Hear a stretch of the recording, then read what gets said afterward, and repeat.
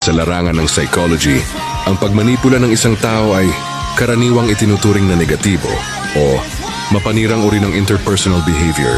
Ang manipulation ay isang uri ng psychological influence na madalas ginagamit upang kontrolin o baguhin ang pag-uugali ng ibang tao nang hindi nila nalalaman o labag sa kanilang kalooban.